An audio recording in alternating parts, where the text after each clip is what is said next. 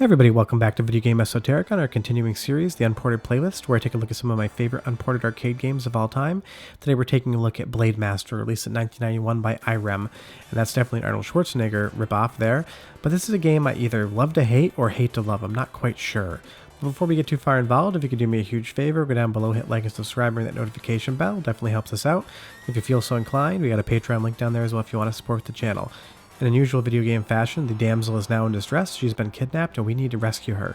And at the beginning of the video I said, I either love to hate this game or hate to love this game, and I'm not 100% sure where I fall in that decision, because this game is very conflicting. For a 1991 game, it looks absolutely beautiful. The beat-em-up mechanics are awesome, the soundtrack is great, and I love that sword and sandals kind of Conan the Barbarian environment. But I will say off the top, this is the cheapest damn arcade game I have ever played. I kind of counted how many credits I went through in the playthrough for the long play, which will be out next Sunday night, and I swear to God, if I had put 50 cents a piece in for these credits to play this game in an arcade, I would have spent over $60. If I only put a quarter in to beat this game, I would have spent over $30. I am playing this on easy as far as the dip switch settings are concerned. This game just loves terrorizing you. The enemies gang up on you. The bosses are some of the cheapest I've ever seen before. Sometimes they just take a boss from the previous level and tell you, you now have to fight 4 at once for the next level. So as far as this game is concerned, it is the most unfair arcade game I've ever played. If it was looking at your wallet, it would take you in a back alley, mug you, take your credit cards, all your cash, probably even your ID, throw the empty wallet on your face, kick you in the ribs, and then walk away laughing. But we're emulating it, and you're not going to see this in arcades anymore because it wasn't a very prevalent game back then. So when I'm actually not spending any money, I don't really care if it's cheap. But right off the top, I just have to say, beautiful game, fun gameplay, awesome music, but it just wants to kill you. It wants to steal your money in the worst way possible. But, like I said, emulation, there's no money exchanging hands, so really what do I care? But these type of games I'm predisposed to like because I always loved the Conan the Barbarian movies, and one of the original games, I think the first game I ever put up on Unported playlist was Rust Saga 3. So these kind of fantasy, medieval, sword and sandal beat 'em ups are just right up my alley. So even if it is hard, I'm totally going to keep playing it. But in some instances like this right here, you can kind of spam cheese the boss. If you jump and then you attack down, you get these fireballs coming out. And if you just stay at the right distance, you can continually spam him with that attack and beat him. So in some way the game is fun because you're trying to break it and be able to progress without taking so many continued deaths. So I kind of like that in the way. But then you get into this area here where you have these guys spinning these ball and chains and they're on these floating platforms, and actually lining up to hit them can be quite difficult. Now granted, they're not attacking you at the same time, but this game is constantly making you struggle to progress. And in a way, I kind of enjoy that. Maybe it's masochistic of me, but I like that I'm not just completely overpowering the game. But like I said, if there was quarters involved, I would have walked away from this in arcades within 2 minutes and gone and played something completely different. But mechanically, it's a great beat 'em up. All the attacks are there, they really feel impactful. And you have all these weird and fun enemies, these kind of tin can, oil can guys. You hit them a few times and they burst into flames. And even the sound effect, it sounds like you're hitting some sort of metal. And for a game that came out in 1991, it is quite visually interesting. You have that sun setting in the background, setting off those light flares. Granted, they're just, sprite work. They're not anything actually happening in real time. But the game looks and sounds awesome, and this boss sprite is huge.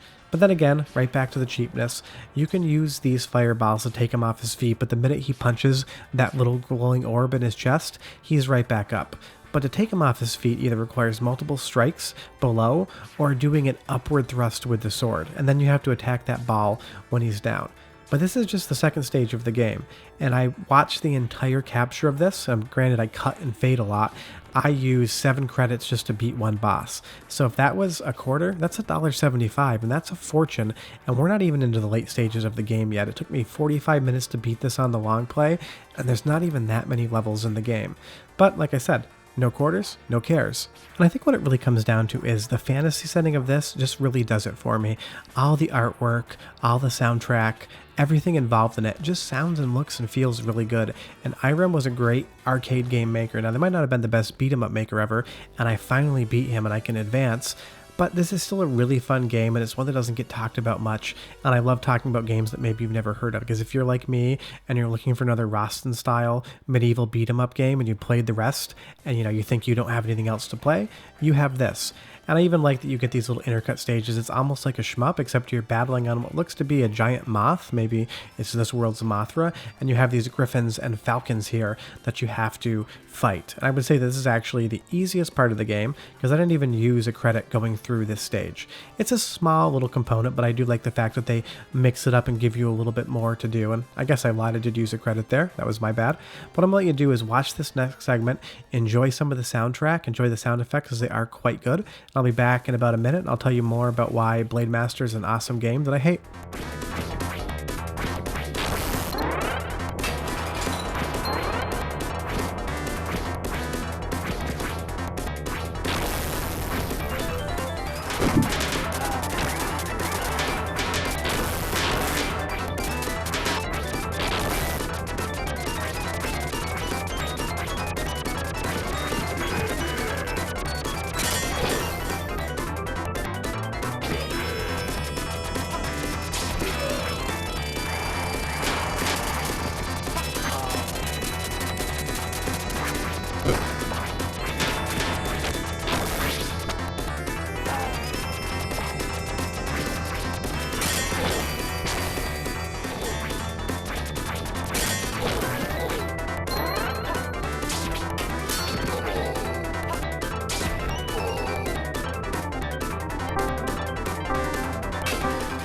Now here's an interesting aspect of the game. When I talked about earlier being able to spam the bosses, you can basically make yourself invulnerable to this entire boss attack.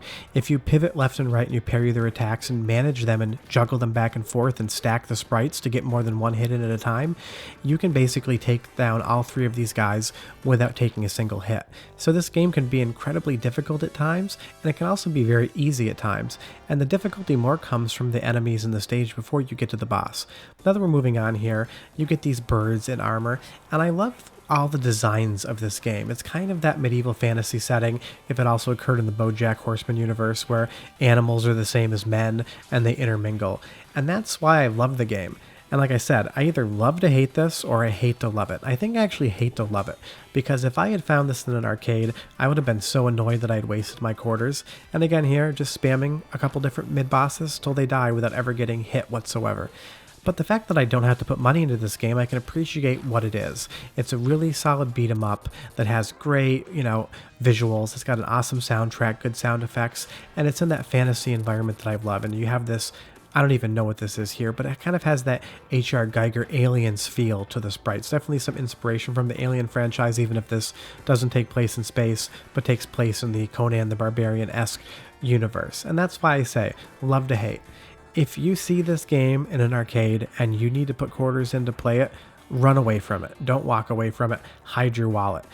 Be afraid of this game the same way you'd be afraid of somebody following you at 4 a.m. in the morning in a neighborhood you weren't familiar with, which is to say, you're going to get robbed by it. But if you want a really good beat 'em up, something that's interesting, something that has that sword and sandal fantasy vibe, and you want to just play it for free, then 100% you're going to have a great time with Blade Master. I love these boss designs, these giant squids, and the sprite work. It doesn't so much scale, but the way they've designed it for a 1991 game, it has a really interesting look that you don't see much of. So I guess that's my technical review on this game. I either hate it, or I love it, or I'm somewhere in between. But I think you should check it out for yourself, because this is a game that I rarely if ever hear mentioned. And even in this boss here, for every hit you get on him, he's going to knock you back and he's going to hit you. Now, if you are a speedrunner, maybe there's a way to beat this game without getting completely destroyed the entire time. I just don't have the time or the energy to figure it out.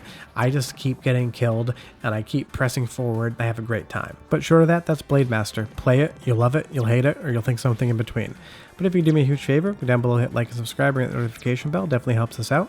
We will be back next Sunday with our game in our Unported playlist series, and we'll have videos on Tuesday and Friday as well. Minus that, this squid octopus just keeps totally destroying me, and that's the game. See you next time. Bye-bye.